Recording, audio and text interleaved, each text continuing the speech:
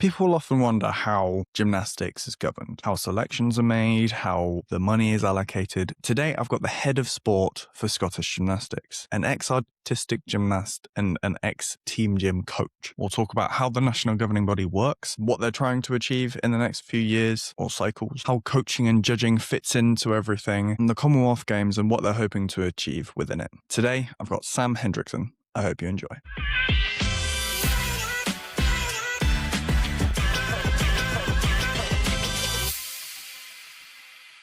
How did you first get into gymnastics? Gosh, first time into gymnastics, I was 4 years old. My mum had got a letter through from the local council. So I grew up in West Yorkshire in a place called Halifax. It was part of Calderdale Council, just saying free taster sessions in gymnastics. So me and my twin brother went along to the local leisure centre at 4, and I was extremely shy. He was really confident, the chatty one. I was sort of a little bit more shy and reserved at that point. Gymnastics, it was just something that came quite naturally and thrived, and quite quickly they sort of said, you need to take her to the club. So headed off to Calderdale, what was Calderdale School of Gymnastics back then. It doesn't exist anymore, physical education. So spent a lot of my former years in West Yorkshire in that club setup in artistic. But yeah, it was a chance of a leaflet coming through the letterbox, and really, it sort of paved the way of which I've gone and stayed in the sport for what has been 38 years now. So, yeah, it's quite bizarre that first session of an hour has just meant that my career has become gymnastics. What's been your favourite things about gymnastics? First as a gymnast, and then transition to coach, and then now as head of sport at Scottish Gymnastics? There's probably different things depending on which role I've played in. So as a gymnast, it was that community feeling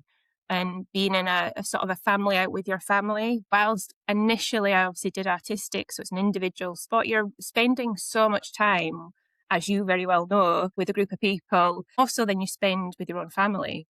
And they become just such a tight group of people, all with similar goals and ambitions. And I still look back fondly on those early days and those people, whilst we might have all gone off in different locations now, that certainly has been something. And then when as I got older and I moved to Scotland when I was 18 to go to university, I then found TeamGym, which I know you've spoken to a couple of people from TeamGym before. So Joe, TeamGym's just it's probably like the gymnastics discipline of rugby. You bring a group of people together, and the bond that you create within that is just phenomenal. It's a proper team sport, which I didn't have before in artistic.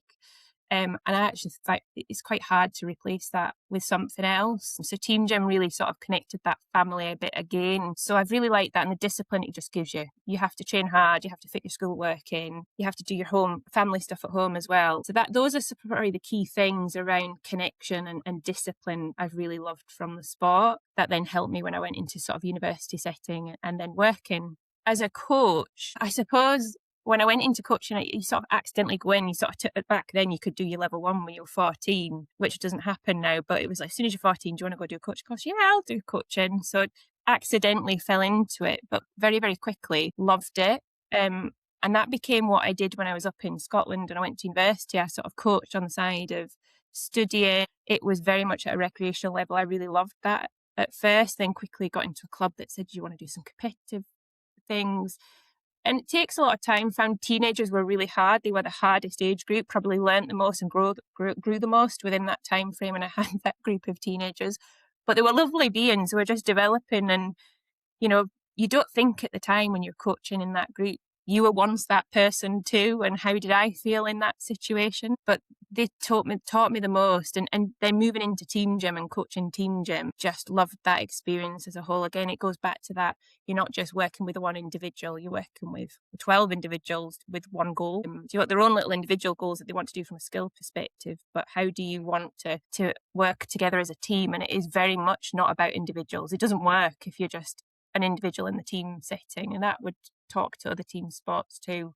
And what I did really like in sort of the later years of coaching, I've stopped now just with work and family life, but before going to the Europeans I was working with the older ones, and just that sort of co-creation of how do you want to work around your goals and how do you want to get you where you are? And it became very much us doing it together rather than me telling the gymnast, this is what I would like you to do. We sort of sat and worked out that plan, and the gymnast that I had right before I finished, I was, come on, we'll get you to one more Europeans, was the sort of conversation that we had. We'll aim for that, and then we can both retire together. That conversation was, do you want to do it? And he said, yeah, I do want to do it one more time. Because obviously then it wasn't a club team going to Europeans. It's individual gymnasts come together to form the GB team. And I was very lucky that I was able to then go and do that with a GB setting and just work with what is an incredible group of people from all over the country, all with different backgrounds and lifestyles and thoughts on life. And thoughts on gymnastics. It challenged us as coaches. So yeah, it's taught me a lot of growth, but it's ultimately what does helping people achieve what they want to do. And that's then taken me into my work as well. It's all about the athlete first, and then how do we create a really supportive environment from a Scottish perspective to make you be the best you can be in whatever discipline, because obviously I don't just support artistic or team gym. We're supporting all 8 disciplines from a Scottish perspective. Yeah, being quite different, but they've all blended quite nicely in a bit of a journey all the way through over those 38 years. Yeah. So now that you've been both gymnast coach and now you're head of sport, obviously. So I suppose comparing the gymnast to coach side of things, what's more nerve-wracking when it comes to competitions, being a coach or being a gymnast? Probably feel on reflection, I was more nervous as the coach, if I'm really honest, because I'm not in any control of what was about to happen. Artistic, when you're on the competition floor, you're a little bit off the mat as such from a coaching perspective, and the gymnast is on the podium and doing their competition. From a team gym point of view, you're on the mat with them. You're literally underneath spotting, and you're really there from a safety perspective. And, you know, as in my later coaching, I was coaching seniors and mostly boys. Actually, there was mixed girls and boys, but mostly the boys.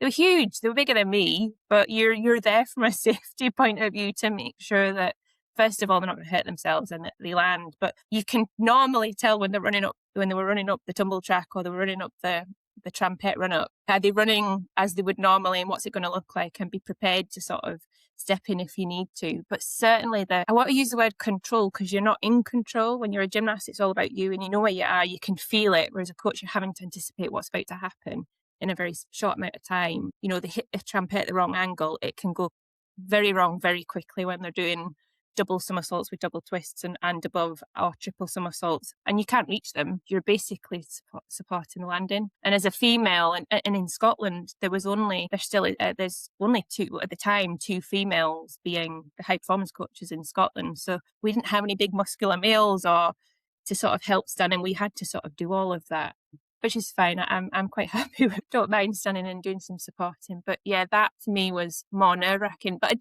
I do remember getting nervous as a gymnast, but it's quite interesting because I was quite shy and nervous as a child. And I remember my mum and dad saying to me, I don't know how you transform yourself. You go onto this mat, you just perform. It was as if it was a mask. I don't know how to explain it, but I was nervous going in because I remember getting that sort of the butterflies in the tummy and being probably quite quiet.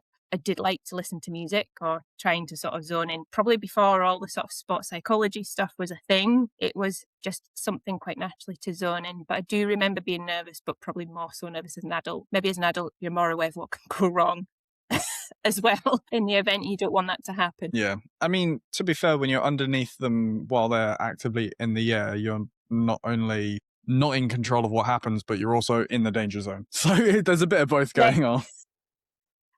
Very much so. And do you know what? Those gymnasts, they put a lot of trust in you as coaches as well. So we have to be there to make sure that they're okay. Yeah, absolutely. I'm assuming as a broad reaching role as you've got, you can't exactly favor one discipline over the other. So if I asked you what's your favorite discipline, you probably wouldn't be able to answer that. So No. instead, I'll ask you, what are some of the good bits about some of the disciplines that you've found over the years? What are some disciplines really good at and other disciplines could maybe learn from? Yeah, they're so different. I remember having this conversation with the performance director at another spot up here, and they're like, gosh, you've got a really hard job. Like, we've just got one sport to do. You've got 8.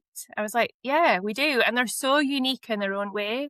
and they require different things. The coaching approaches can be quite different. The way in which they train is quite different, which is really good and quirky because it makes your days very, very different. Coming into Scotland and into this role, probably had most awareness of, obviously, artistic gymnastics, having been in it, and TeamGym. And I'd had a very small spell in acro when I decided to stop doing women's. I went to acrobatics before and I relocated to Scotland. But some of these disciplines are phenomenal. They just don't get the airtime. You know, TeamGym is one of those that certainly doesn't get the airtime that it needs, and how that can also prolong your career in the sport is amazing. And you can do your gymnastics at a really high level for a lot longer because you don't need to be doing the 27, 30 hours a week that traditionally would have been expected as an artistic gymnast. Acrobatics is a phenomenal spectator sport. It's just amazing to watch, and I do really like watching that, and the creativity and the artistry of it all and how they perform. I think we could learn a lot from acro for artistic and TeamGym because there's that expressive part. The last cycle towards Birmingham Commonwealth Games, we obviously were supporting for the rhythmic. It's not in this Commonwealth Games, but I probably didn't know rhythmic as well as some of the other disciplines. And what they do is phenomenal, never mind doing the gymnastics elements, but then they've got apparatus and the height and the difference between, you know, it's not as if the apparatus is similar to each other, the hoop, the rope, the ribbon. And we obviously worked very closely with Louise, who won the silver medal for Scotland at the Birmingham Games, and just the training that they put in, the hours, the discipline. It really opened my eyes to what the different disciplines need. And they're not all funded, and certainly from a Scotland point of view, we're not funded in the same way. It's not the world-class programme. All the disciplines are subsidised. So the gymnasts contribute to their performance activities, and parents are obviously doing a lot of work to help support that, as are the clubs. But they are all passionate about what they do. That's what's really exciting. Then you've got trampoline and double mini. It's just really exciting and fast-burst. You can see why that's attractive to young people, or even as a transfer discipline. You know, if you don't think you want to do artistic anymore, there's just so many routes you can go to that you've got the great foundations of an athlete, and it gives you so much choice. The amount of conversations after every cycle that I get from other sports in Scotland saying, have you got any gymnasts retiring? I says, yeah, we have, but we might be wanting them to stay in gymnastics and go to another discipline. But they do that because they know that athletes have great conditioning, great body awareness, great spatial awareness. They have that ethic of hard work, commitment to the outcome. It's hard to teach, specifically as you get an adult coming into a sport, or a sport that's later developing.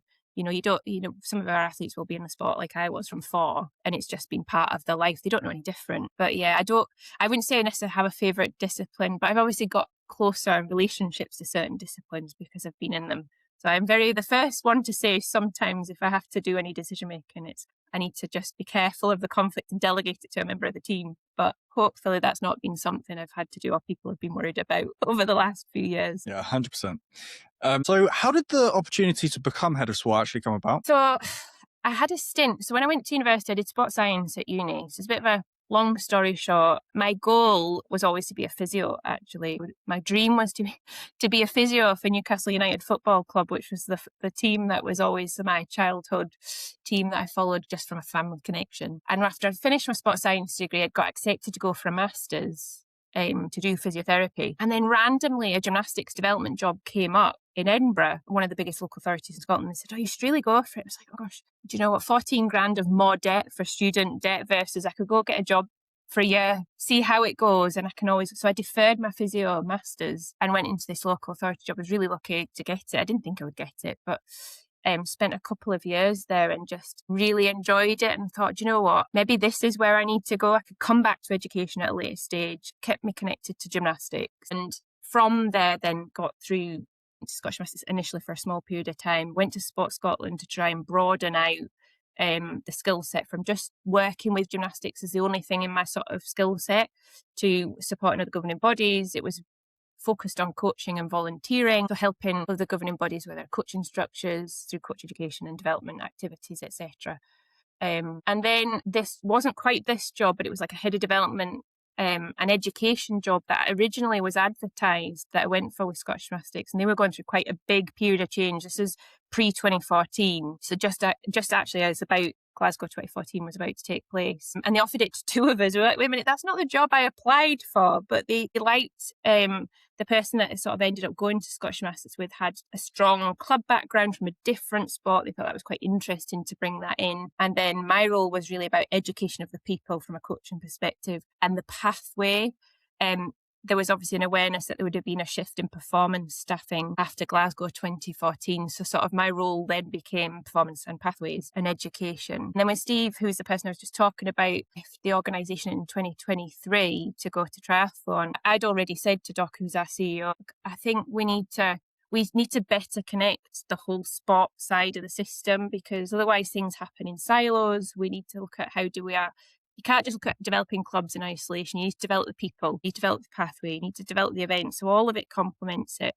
And that meant a little bit of a change at senior management team. The role came up and I was able to be successful in it. So that's been since 2023. And it's been a baptism of fire. It's such a big role, but it's been great because I've got a super team underneath that are just passionate about gymnastics and all their work area. They're subject matter experts in their own field. And we're not a huge team. We've got 30 odd staff. It's a relatively small team for what we try and do. The vision that I have for them and for us and for the whole organisation is about how do we connect with people? How are we visible on the floor? How do we make sure that the culture is positive, no matter what sort of level you're in or what role you play within gymnastics, whether you're a volunteer, whether you're a club manager, a coach, or a gymnast, and that you have, again, that positive experience with us, which then links back to the strategy and the work that we've been doing with British Gymnastics over the last 5-6 years with the reform work. So what sort of challenges are you facing to that vision at the moment? I suppose money's always a challenge, isn't it? I suppose there's never enough money to do everything that you want to do. And we're very, very aware of it's just hard for everybody at this moment in time from a financial point of view, whether that's a family trying to fund their athlete to do their gymnastics at whatever level. There's the ability to deliver the experiences at our events or at our performance activities at a cost that's not putting people off. We obviously subsidise that. Government money is obviously restricted. There's been opportunities for new money in Scotland anyway recently, which we're obviously trying to help bring into the sport, but trying to keep the costs as low as we can so it's not a barrier to participation. So that's the first thing. The other part around the challenge to get to the vision is just making sure everybody understands the role they play. We're doing a lot of work, and it's trying not to do everything at once. You try to do everything at once, you actually just don't do anything very well at all. So we've done a lot of work within coach development, actually over a longer period of time, sort of COVID times as well, around how do we get coaches to think beyond just qualification. You know, for me as a coach, yes, I did my coaching qualifications and all the way up to HPC, but it was never enough. I needed to know why are the Scandinavians best at TeamGym? So, right, okay, Tracy and I, who I coached with, let's go to Iceland, let's go to Sweden, let's go to Denmark and just embed ourselves. We did all our mentoring for our HPC in Denmark. It was the best place to be at the time. We chose to do that to develop ourselves. And I think we're still in that place where coach development's a choice just now. And that's the bit of work we still need to get to, that actually coaching is a career choice. And for me, my role, I have to always develop. So if you're in a job and you're in a coaching role, we all have a responsibility to keep ourselves improving and deliver the best experience, and trying to do that in loads of different ways, because we appreciate everybody's busy. Time is of essence for people. So can you do things online? So that's been really good. That COVID, one of the benefits was people connected in a different way. We don't want to always centralise activity face to face because we appreciate it doesn't fit people's circumstances. But are there other ways of people connecting and coaches talking with each other in a different way? And there's definitely movement in that in Scotland, which is amazing. The coaches are really good at working with each other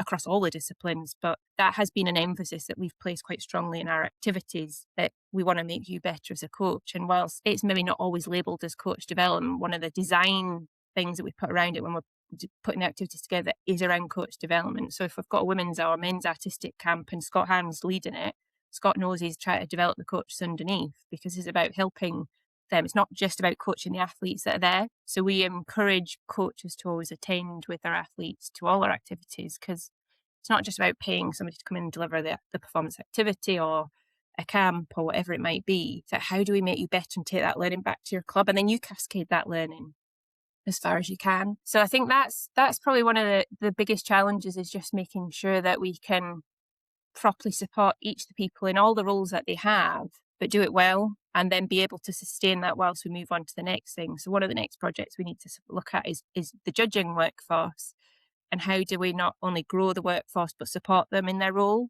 because they're volunteers for us within a Scottish setup, and as they are in a British setup as well. But they give a lot of time and a lot of energy to do what they do, but we need to support them to also progress and develop as well. So that's the next piece of work that's going to take off a little bit more after the games and into the winter, which is quite exciting to be able to do something around those people. Do you think that's something that gymnastics as a whole should be aiming to improve on, not just Scottish gymnastics? I think so. I think, well, the two roles that we've just spoke about there, so coaching, gymnastics doesn't exist without coaches. It can. It's a coach-led sport. It has to be. There's a safety mechanism, obviously, as part of that. And we're working with very young children, and obviously we have to adapt and grow and develop as coaches, as our athletes grow and develop, and they need to be given opportunity to have their own voice heard, and they get to that co-creation, co-development type space at the right age and stage. I don't think it should just be Scotland. We don't develop better people without better coaches, so it needs to be prioritised, but there needs to be more money in it. And BG are obviously doing a lot of work in that space as well. They've obviously got a network now of coach developers, which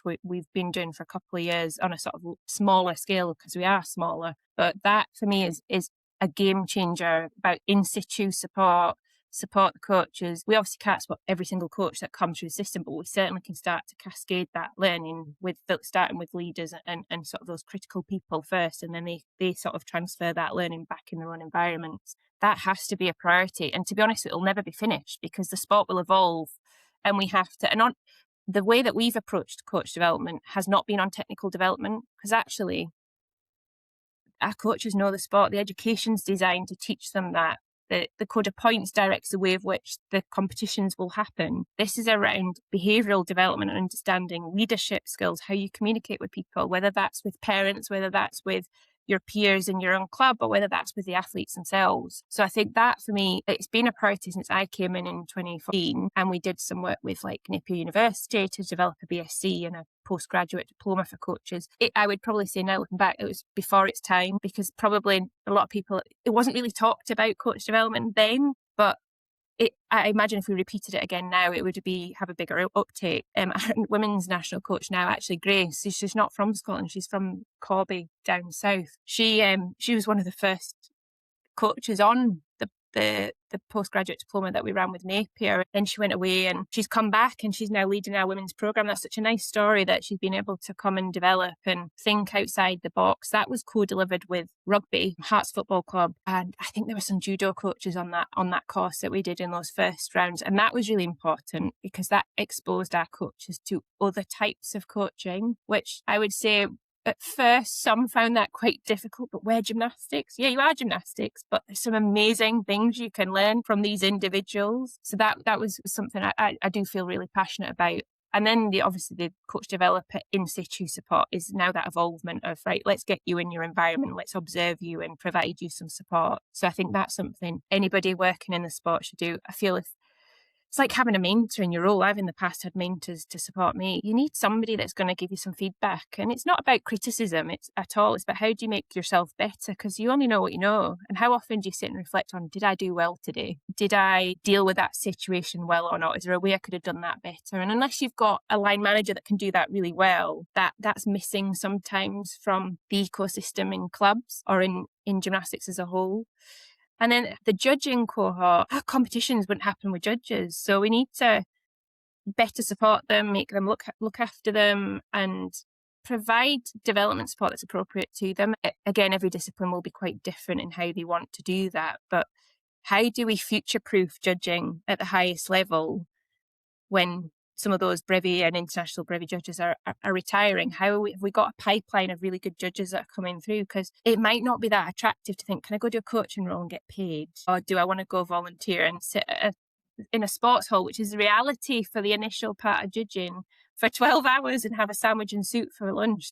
How do we make that attractive as a package for people to come and do judging? And obviously the longer term goal of that is potentially, it's not for everybody because there's only so many brevy judges you can have as a nation and as a Great Britain. You know, they've obviously got to manage that across all of the home nations of Great Britain. So we've always been quite lucky. We've managed to have brevy judges and a healthy amount in most of the disciplines. But yeah, it's a lot. They have to revalidate every 4 years. I do feel for the judges. So there's a bit of work around both of those spaces that without either of them, the sport doesn't exist. It's not like golf where you can go and just take yourself down to your local course and hit a few balls and video analyse yourself. Gymnastics doesn't happen in that way currently. And there would be a safety aspect to that too. So yeah, we've got to really make sure that those are two priorities that don't come off the list. Yeah, 100%. 100%. Are there any misconceptions around a national governing body like Scottish Gymnastics that you'd want to address or shoot down or talk about? I don't think it's unique to gymnastics. I don't think it's unique to Scottish gymnastics or Welsh or English or British gymnastics. I think it's governing bodies as a whole. You're a membership-based organisation and members pay to you. So I think there's always that bit of, well, I'm paying my membership money. What do I get for it? So that will be the first question, is what's the value proposition of what you get for being a member of Scottish Gymnastics? Sometimes that's really hard to validate on an individual level, but it's probably easier to validate when you start to look at the whole system and what we can do to support your club, your people and your athletes. You know, what does it give you access to? How can you access things that you wouldn't access anywhere else? And a lot of effort, I must say, since we did the Leap Without Limits strategy work, which is the new strategy which we implemented from 2023, everything's been about this uplifting experience. And for some people, they look at that vision that we have, an uplifting gymnastics experience for all, and go, it doesn't really speak to me as a performance athlete, or it doesn't really speak to me here. But actually, if you were to ask yourself, would you like to have a really good experience when you do your gymnastics, regardless of what level you participate, the answer would be yes. So for us, we then have to say, well, actually, okay, when a gymnast or a coach or a judge comes to a Scottish Gymnastics event, whether it's the Scottish Championships or whether it is our Gym Fest, which is our festival, which is amazing, and for all those people that want to do non-competitive opportunities, do you have a really positive experience? And I would hope that the intention has always been yes. There'll be things that go wrong, the technology will break, there'll be a delay because there's been an injury or whatever might happen. But actually, we've just really tried to focus on how do we make things better. So we've invested in the equipment, we've invested in technology, we've moved some of our events to new venues to sort of lift it up. We're doing even more work planning for next year around how do we even add more to that experience for people. So when people say, well, what do I get for a membership value? We're saying, well, we're really investing in all these things. We're investing in better education for your coaches, which they have options to be part of. It's choice at the moment. It's not you have to do it. We invest in the development of new qualifications. We've been working with BG on the foundation coach work over the last 2 years to develop that to get ready. There's a lot of work that goes behind the scenes that is unseen, I suppose, from the community. But I've sat on both sides. So, you know, when you sit in a club and you're a coach, I get it. It's really hard to understand what happens in the office with the 30 staff and to quantify what every person does, but I can guarantee every single person is really hard and definitely beyond their roles most of the time. But yeah, it's just about building good relationships. I certainly would hopefully feel most people that I've worked with over the years would say, I can pick the phone up to Sam or I can pick up the phone to a member of the team and they'll answer me, they'll reply to my email or they'll just explain something I don't like. And that's something we've worked really hard at, that we do provide a good customer service. People might not always like what we do or the answer that they might be given or the non-selection, but we treat them as human beings. And we always try, particularly if we think about performance selections, we just obviously done the Commonwealth Games one. We don't do that behind emails, which is probably traditionally what it would have been done. Every single person will get a personal phone call, regardless of the outcome. And they'll have a follow-up offer, whether that's face-to-face or whether that's over the phone, whatever they're feeling comfortable with, or we'll go for a coffee. And part of that is because they've given a lot to us over a long period of time. We feel that should be something that we give back as a minimum. It doesn't change the outcome, but we're treating them as a human being and want them the best for them anyway. And we start to map out, well, what does the next wee while look like? And we do that for the coaches as well. And across the disciplines, it's really important that we just have good relationships with as many people as we can that connect with us. So hopefully that's answered that part, because it's going to be interesting to ask you about your perception of governing bodies and their role and maybe how we meet or don't meet the expectations of an athlete perspective. It's difficult because day to day you don't think about it at all. You don't think about the little things that are happening behind the scenes, the amount of work and effort that actually goes into governing the sport, whether it's behind the competitions or behind the coach development or behind what you're actually getting out of a membership or selections and things like that. There's a lot that goes on behind the scenes that you don't actually see, and there's probably 1,000 other things that I haven't even mentioned. So in reality, I have no idea. I don't really know what to think about them because I know they do a lot of stuff, but I also don't know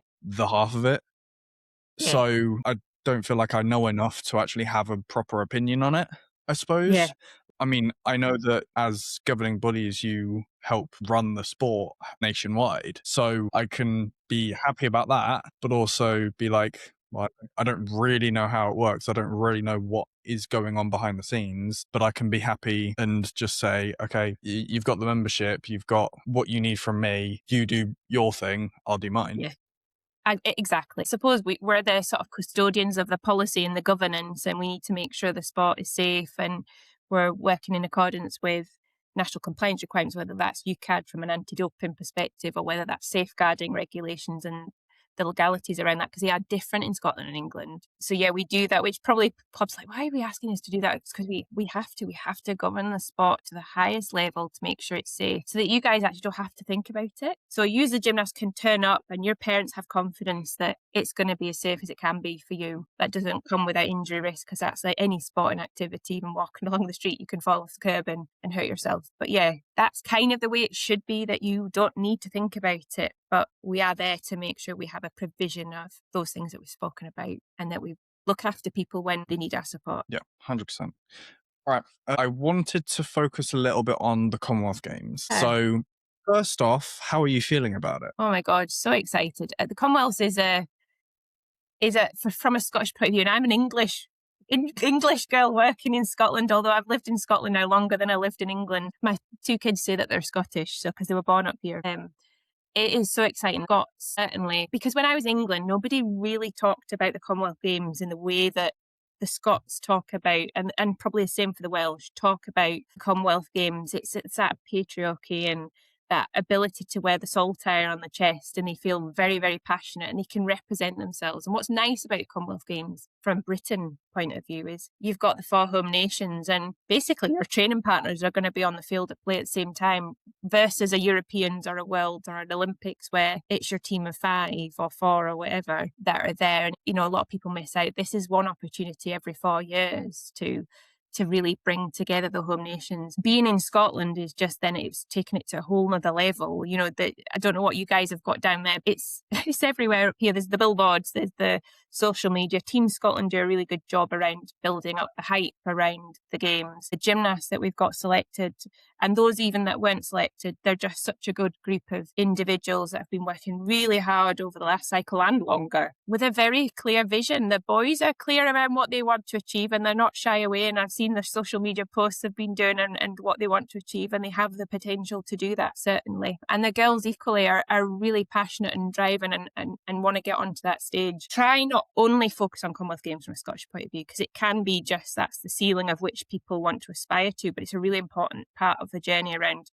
we want to get more athletes in Scotland onto the GB system and set up, and then obviously onto bigger competitions. But when it becomes a home games, you can see why the excitement even builds even further, because there wasn't going to be a Commonwealth Games. We were really unsure 2 years ago what was going to happen until Scotland came in to sort of say, look, we'll host it. But it's exciting. The athletes have pretty much shaped a lot of the decision making that we've done around even down to their kit. That was a really fun process. The boys were, I'm sure they won't mind me saying this, the boys had more input, should I say, than the girls, because the girls were, yeah, I really like that. And a few wee tweaks. The boys, particularly Hamish and Ewan, were absolutely involved, and we got them in with the designers at Quattro to help it, which has been amazing. And we've been doing quite a lot of prep camps, so they've been coming together with all the coaches that are, and the personal coaches that obviously are part of that too. And I do feel this cycle versus probably where we were in Birmingham, team for both the men and the women have real belief in themselves. In Birmingham, the athletes did as well, but it just seems more so this time. And I don't know if that's because it's on home soil that it gives you another little bit of a boost, and they're being quite explicit about what they want to achieve. We obviously had some real success with Shannon at the last games, and that was phenomenal. That was that first medal for the women's artistic. It was just unbelievable to sit in that arena and do that. And I just really hope that's given some belief to particularly women's side to go and repeat that success again. And for future athletes, it certainly did give a boost for gymnasts across the country and that dream. So it's going to be an exciting and very nerve-wracking couple of days, not just for Scotland, but for Wales. Like the teams that have been selected, I've seen they've all been announced now. It's going to be a battle. We've been talking about making Glasgow raw. Glasgow certainly is going to raw. But I will be wearing a Scotland shirt. I will be behind Scotland this time, even though my husband might say, "You're English." We'll be supporting everybody, but certainly from a Scottish point of view. I've been on the journey with them for the last 12 years. So some of those athletes, we did their first camp after selection. Some of them were in it at the beginning. So Pavel and Cameron and Christelle have been in the programme as long as I've been here. So I've seen them all through the last 12 years through their journey. And it's so nice to see them get in their sort of time on the podium and hopefully delivering what we know they can deliver. So it's exciting. I don't know what you're thinking about it all and if you're coming up, but Glasgow will welcome you with open arms. Like the Scottish team, especially, like, is really good this year. Like, obviously, you've got Hamish, who's been in the Scottish team since Gold Coast. You've got Ruben, who's just amazing. Like, you've got obviously Cammy and Connor, and the whole team is really, really strong. But obviously, you've also got like the Welsh team, which is really strong this year, and the English team is obviously really strong. Yeah, it's going to be a really competitive games, and I mean, for one, I'm going to be excited Team to England. watch. Yeah, I mean, obviously, I'm going to be rooting for England, but I've obviously also got Joe Cameron-Jones, who's my teammate at the moment from Birmingham, Jacob Edwards, who's an ex-teammate from Wales, like Hamish, who was an ex-teammate from Scotland. So, like, got quite a few people who I've trained with over the years that are from the other home nations. So, going to be cheering on all the home nations, basically. Yeah, it should be a really, really strong competition. Yeah, day one of competition is going to be, as I say, a battle, an exciting one. And what's nice is England, Scotland and Wales are in the same subdivision and going to be competing at the same time. So that is just going to bring energy. It's going to be a tense watch, I think, for everyone. But yeah, it's going to be 100%. a great event. Yeah, so sure. Yeah, hopefully the athletes are raring to go. I think there's like one person from Leeds in every team. I'm realising now. There's Elliot, there's Connor, and then there's Luke. So yeah, there's one in every single team. So that's going to be quite an interesting one. It is, and do you know what? That makes it nice though, because they've got their teammates elsewhere. That's healthy competition. I feel like it's not like this. It's not a rivalry. I certainly don't feel that at all within gymnastics, which is great. And Connor's been part of the programme for a long time. When he was at Portsmouth and before he moved to university, and he's done a great job while he's been at Leeds, and I'm just delighted for him. He's got his opportunity to go and do the games, and I think 100%. The boys that are English-based Scots are they seem to be very excited to get their kilts, from what I hear. They dress them well when they come to Scotland. Nice. And I think probably one more question. Not to put any pressure on anyone who's competing, but what would a successful games look like for you? I suppose a successful games for us, if we were to looking at how we are measured, so it's as British gymnastics will be and as Welsh gymnastics, there is medal targets. There is always medal targets attributed to it, it's not the driver necessarily that we put out there, but there is a medal target of 2 or more medals that we are working towards. That's not a hidden thing. And you have an idea and you work with the national coaches to say, where do you think that can come in? Ruben's put it out there. He wants that medal on the pommel horse. The boys team want a medal. We've got potential and apparatus within the girls. So it's going to be interesting around where that comes from. Depends how the competition plays out. We don't know yet. I haven't seen anything for Cyprus, for example. So it's interesting when you start to see who's coming out, because Cyprus were a bit of a surprise team in Birmingham cycle. Just were phenomenal, came out of nowhere. We made a couple of mistakes on floor and it cost the boys. But we always knew from a sort of Shannon's perspective, her potential from Gold Coast was vault, and we knew that what she needed to do to get that. So that was always a drive for her as well last cycle, and Louise in the rhythmic side. So you always have a touch on who has the potential, but for us it's also about, we want each of those gymnasts, so there's obviously 9 for that was the number we were allocated from Team Scotland. So we didn't get the 10 spots for Scotland. They seem to allocate differently to the other home nations. But we want them all to come out and say that they had a good experience, but they also hit their personal goals around what we knew that they wanted to go out with. So Scott will lead that with Marius and with Grace, and then obviously the support coaches underneath that with Jake and John and Brett on the women's side, around what we're going after. So we're not shy that we're wanting to go after team medal and some individual apparatus medals. There's some real potential in that. It's exciting because you're watching them over, the Scottish champs, the Welsh, the English, and there's some big skills from all of them, and not just Scots, from all of the home nations. It is going to be who stays on the beam, who stays on the high bar, doesn't come off when they're doing their, and who doesn't come off the pommel. It might even come down to execution, and not even the difficulty of the routine. But then you've got to take into account the Canadians, the Aussies, the Cypriots, depending on I don't know who's in that team. You know, who else is there? You just don't know. So yeah, that's what success looks like, is they come out having a really good time, enthused. We know there'll be probably some retirals after this one, but we'll keep them engaged how they want to be engaged with us moving forwards. And then hopefully there'll be some medal silverware to show on the back of it, which Sport Scotland and Team Scotland will certainly be looking for as well. Awesome. Well, obviously we'll be wishing all of the gymnasts luck. Absolutely. But that seems like a good place to finish it. Thank you very much for coming on. I really appreciated talking to you. No problem. And thank you for listening. Thank you for watching the Game of Gymnastics podcast. I'll catch you in the next one. Peace.